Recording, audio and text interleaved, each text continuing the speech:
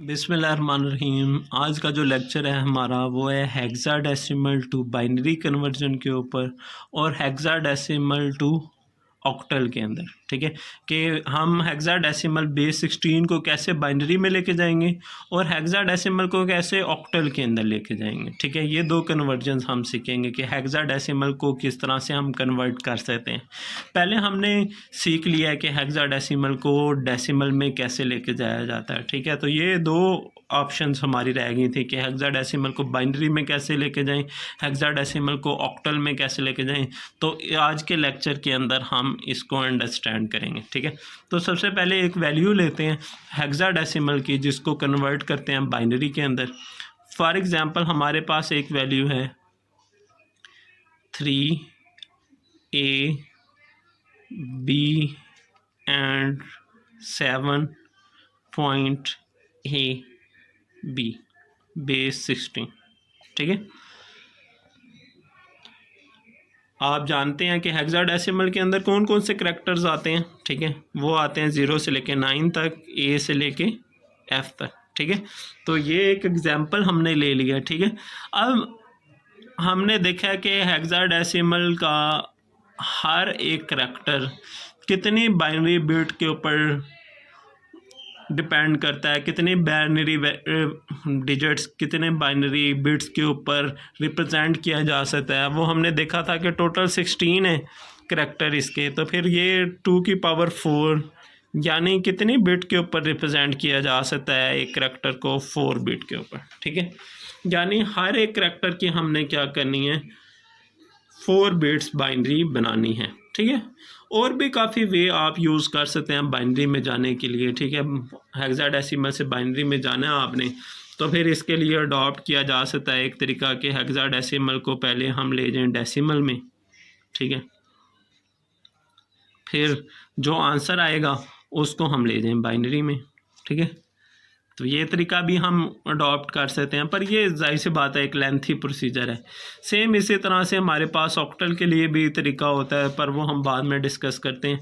पर अभी देखते हैं हम इसको कि इसको हमने कैसे प्रेजेंट करना है। हर एक करैक्टर को कितने बाइनरी डिजिट में, 4 बाइनरी डिजिट्स के अंदर रिप्रेजेंट करना है। ठीक है, यानी 4 बिट के ऊपर हर एक को हमने राइट करना है। अब देखें 3 की 4 बिट में बाइनरी क्या होगी। देखें ये 4 बिट है। फॉर एग्जांपल पहले को रिप्रेजेंट करता है 1, दूसरे को 2, फिर 4, फिर 8। ठीक है, अब 3 की बाइनरी बनानी है तो 1 ऑन कर लें और 2 ऑन कर लें।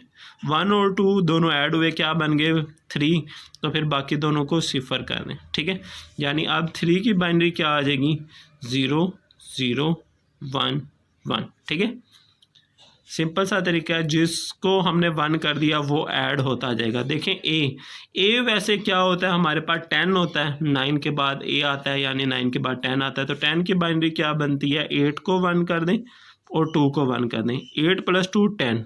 ठीक है, बाकी दोनों 0 कर दें, यानी इसके ऊपर हमारे पास ए की बाइनरी क्या आ जाएगी, 1 0 1 0। ठीक है, अब बी होता है हमारे पास 11 की बाइनरी क्या होगी, 8 + 2 10 + 1 11 1 0 1 1। ठीक है, काफ़ी सिंपल तरीका है।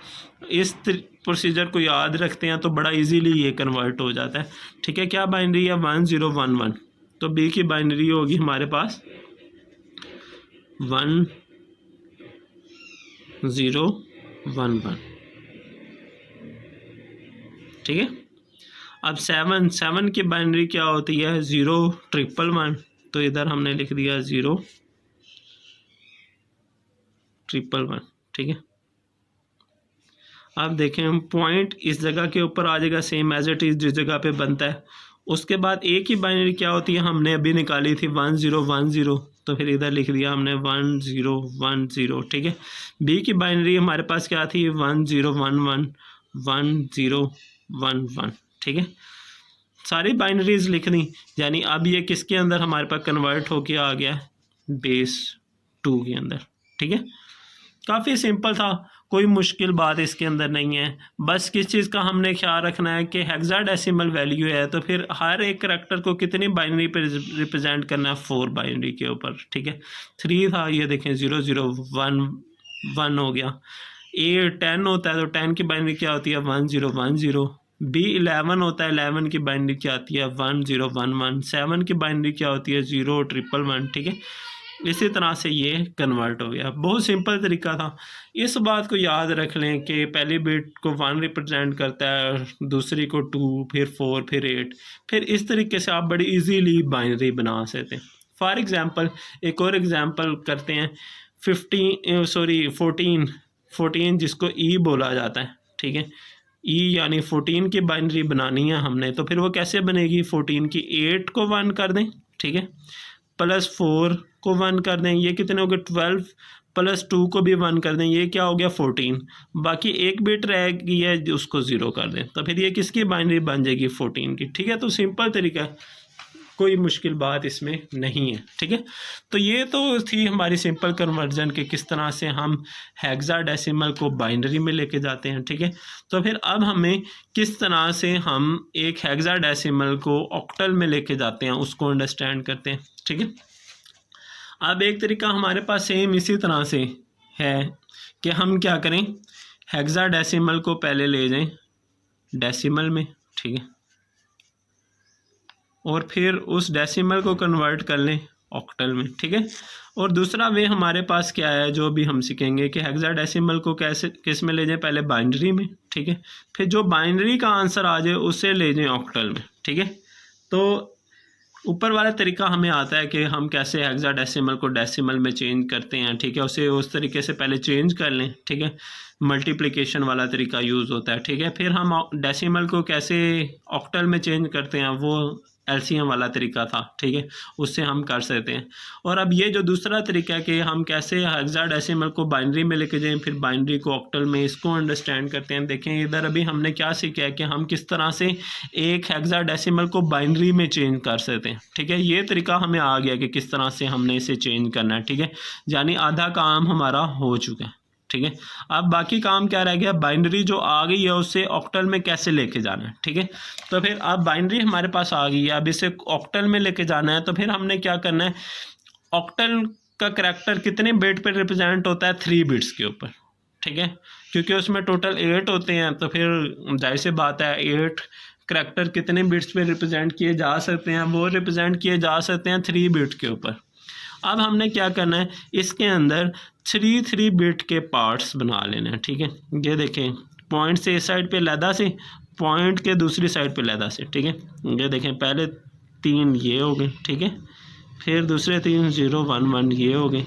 नेक्स्ट फिर ये 1 0 1 नेक्स्ट। ठीक है, अब ये नेक्स्ट। ठीक है, अब ये देखें लास्ट में एक 0 बच गया, इसके साथ हम 2 सिफर और लगा लेते हैं, तो फिर ये भी क्या बन जाएगा 3 का एक पार्ट बन जाएगा। ठीक है, अब ये देखें इनको हमने लिखना है बारी बारी। ठीक है, ये पार्ट्स मैं लाइंस इसलिए लगा रहा हूँ ताकि समझ आ जाए कि हमने किसकी बाइनरी क्या लिखी है। ठीक है, किस बाइनरी को कन्वर्ट करके ऑक्टल में लिखा है। ठीक है, अब देखें पॉइंट के दूसरी साइड पे भी 3 के पार्ट बनाने हैं। पहले 3 का पार्ट ये बन गया 1 0 1, और दूसरा क्या बन गया 0 1 0। अब देखें ये 1 1 बच गया, तो इसके बाद हमने एक और 0 लगा दिया। ठीक है, हमें पता है कि बाद में पॉइंट के बाद 0 लगाते हैं तो वो कोई इफेक्ट नहीं डालता। ठीक है, तो इस तरह से ये सारे हमारे पार्टीशन बन गए। ठीक है, अब देखें पॉइंट जो था, पॉइंट अपनी जगह पे सेम एज इट इज़ ही आ जाएगा। ठीक है, अच्छा खैर अभी इस जगह पे देखते हैं। सबसे पहले तीनों 0 थे, तो तीनों 0 किसकी बाइनरी होती है 0 की। ठीक है, तो इसी तरह से 0 रख लिया हमने।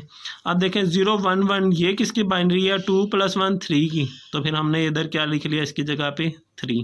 ठीक है, अब ये देखें नेक्स्ट इधर आते हैं 4 + 1 5, 5 की बाइनरी है ये, तो इसकी जगह पे अब क्या आ जाएगा ये 5। ठीक है, ये 5। अब ये क्या आया 0 1 0, 0 1 0 किसकी बाइनरी है 2 की, इधर हमारे पास आ गया 2।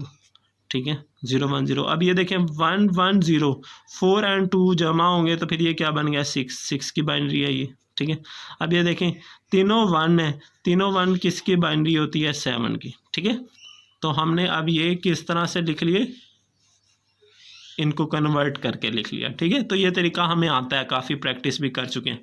अब देखते हैं इस साइड पे, ये देखें 0 सॉरी 101 ये किसके बाइनरी है, पॉइंट के दूसरे साइड पे देखें, पॉइंट के इस साइड पे 101, ठीक है, ये होता है 4 और ये 1 किसके बाइनरी होगी 5 की, ठीक है। अब देखें 010 ये किसके बाइनरी है 2 की, ठीक है। फिर आया हमारे पास 110 4 + 2 किसकी बाइनरी है 6 की, ठीक है। इस तरह से हमने इसको राइट डाउन कर लिया और फिर ये किस में चेंज हो गया, ऑक्टल के अंदर, ठीक है। काफ़ी इजी तरीका, कोई मुश्किल बात इसमें नहीं है कि हमने पहले क्या किया था, हेक्साडेसिमल है तो हेक्साडेसिमल का एक करैक्टर कितने बिट्स पे आता है 4 बिट पे, पहले इसको 4 बिट से हर करैक्टर को लिख लिया, ठीक है।